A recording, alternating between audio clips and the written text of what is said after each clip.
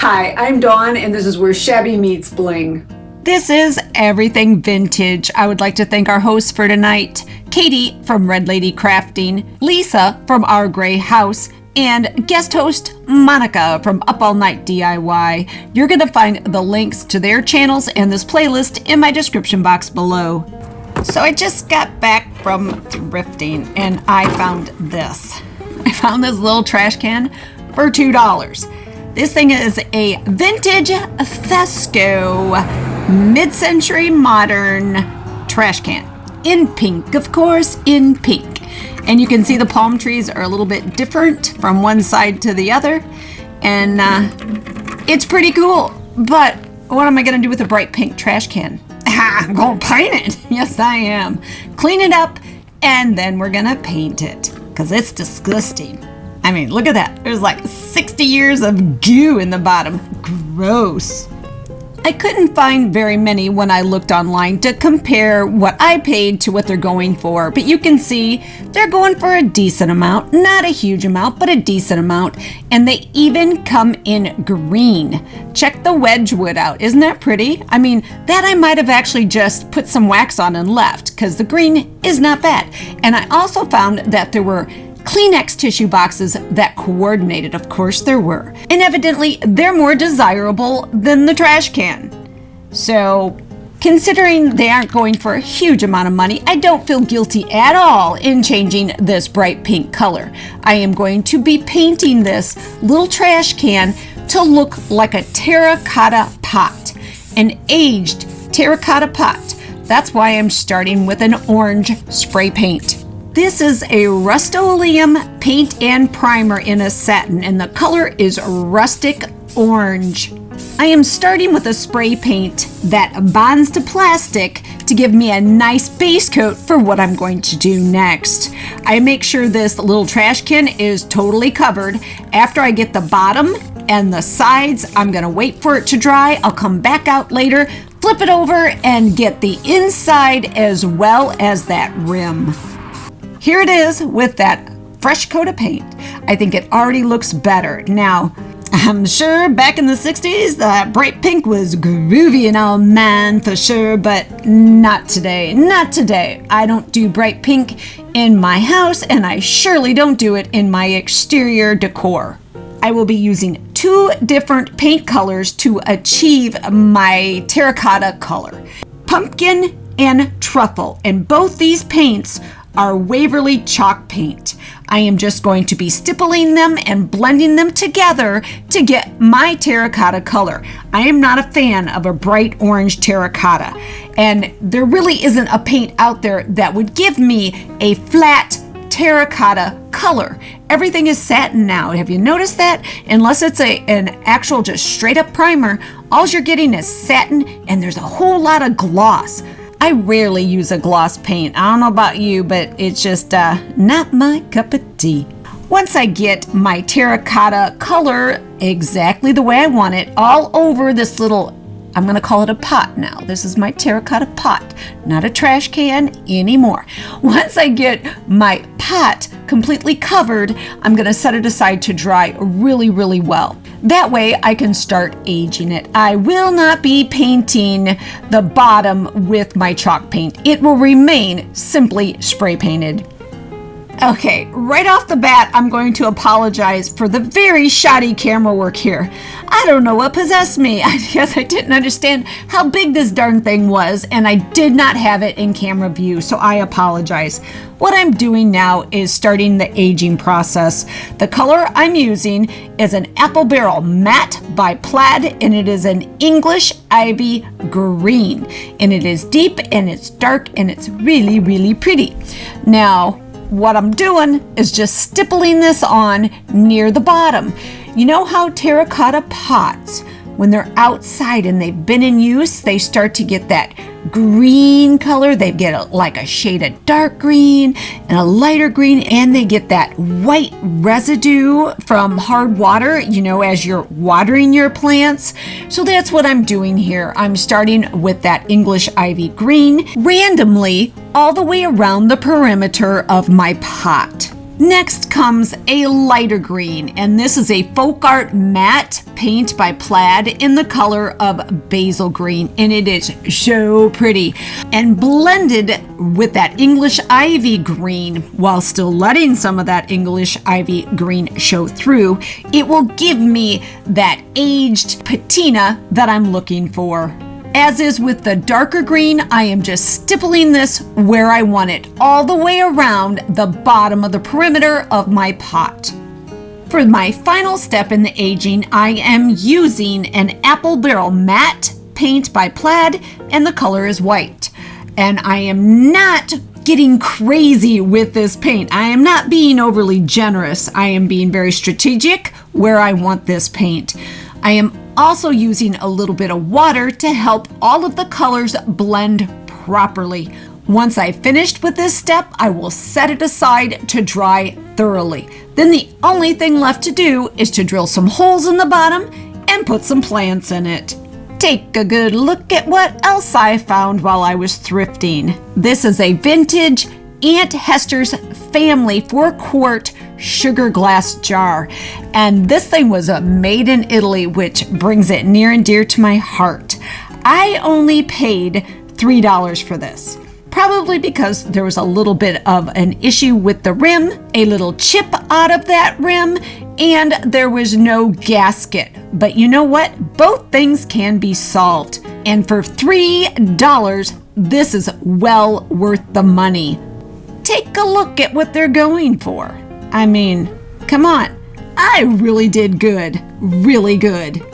I seriously intend to use this for sugar. My husband drinks sugar and creamer in his coffee, and this is going to be his sugar jar, but he can't use it like this. The first thing I'm going to do is sand away that edge that's a little bit sharp, and yes, you can sand glass. I sand glass all the time if the edge is not that extreme. If it is really, really damaged, it's hopeless. It truly is. But this wasn't, so it only took me a moment to sand it smooth. Once sanded, I washed this glass jar really, really well. Well, one of my problems has been solved. Now to take care of the gasket. So this will seal properly and his sugar is protected inside and won't get all, It needs to be sealed nice and tight. What I have here is a food grade silicone rubber, and I am just going to cut a gasket to fit on my little jar. Simple, right? It should be. It should be. This piece of silicone is a 12 by 12 and it's a 1/16 inch thick. So it's not very thick at all. It is the thickness of a regular gasket. What I'm doing here is just kind of gauging the size circle I need to cut. I put the silicone in between the two parts of the jar, the lid and the jar itself, and I press it down to leave an impression. That way I kind of have a gauge on finding a circle that I can trace that will be this size. I peel back that protective plastic only from the part I'm going to use, and then I cut away the area that will be used for my gasket. That way I can put the plastic back over the rest of the sheet and put it away so it doesn't get dirty and it doesn't get hair on it, you know what I'm saying? And it stays pristine for other projects. I decide my coffee mug might be a really good size circle to trace for my gasket. I trace it with a stylus. After I finish tracing it, I cut it out. Then I give it a try in my jar. I think it's a little bit too big, so I need to find a different circle to trace, one that's just a tiny bit smaller than my coffee cup. So I found a smaller coffee cup and traced it, and this time I traced it with ink. Now, I think the fit is perfect. But we still need a center hole so that it can actually fit around that little protrusion on the inside of the jar lid. This time I'm using a clean cat food can to make my circle. I center it right smack dab in the middle and I trace it and then I cut it out and we try it on my jar one more time. Fits like a glove. If you try this, make sure the inside circle is a little tight so it stays on your jar. and will seal properly. You know, I just happen to have another vintage jar. I picked this up at Goodwill for $1.49. No, I didn't. Goodwill, yeah, $1.49. No, it was red tag, so I got it for 75 cents. And here you can see why. Because most people would open this jar up and say, it is not usable. Well, you know what we're going to do. We're going to make this jar a new gasket as well. Since this is all about vintage items, I wanted to share something else with you. I don't intend to do anything to this because it is worth some money and it is pristine. This is a vintage, mid-century modern Serve Master ice bucket in a brocade damask, and it is a beautiful. It is just simply glorious. And look what they go for. I paid, I believe it was $6. It may have been $4. It's been a while, but my memory when I'm doing my thrifting is pretty good. And I think I paid $6 for it. So I just wanted to share with you another one of my glorious finds that I came across while thrifting. My projects are complete. Let's take a look. Here's my vintage Annie Hester sugar jar, all repaired. Now, anything that I put inside will be preserved. And you can see I've already filled it with sugar. I love this jar. As I mentioned, anything from Italy has a place in my heart, but the fact that I could repair it and she's basically good as new makes me so happy. Here's my other jar. Right now, I have it filled with coffee, but I could put cookies in there, anything I want, and I know it will be preserved. These projects were so simple and they saved a couple of really cool vintage jars. Let's take a look at my terracotta pot. Just a little reminder of what she looked like before her transformation. And here she is now. I am in love with this. I think it truly looks like aged terracotta. Absolutely in love. I can use it indoors, or I can use it outdoors. Right now I have an English ivy inside, but I could easily put artificial flowers in there as well. Here's a much better view of the base. That old, aged base. She really does look like she's been outside battling the elements for years. As you move up the pot, you can see the white residue on the rest of the terracotta to really bring home that aged appearance. And as pretty as this looks indoors, let's take a look at it outside. There she is. And I have to tell you, I love when I can use an item both indoors and outdoors, and it looks just as good in either location. This has been Everything Vintage. Thanks again to our hosts, Katie, Lisa, and guest host, Monica. You're going to find the links to their channels and this playlist in my description box below. I hope you enjoyed this video. If you did, like, comment, and share with anybody you think might enjoy it as well.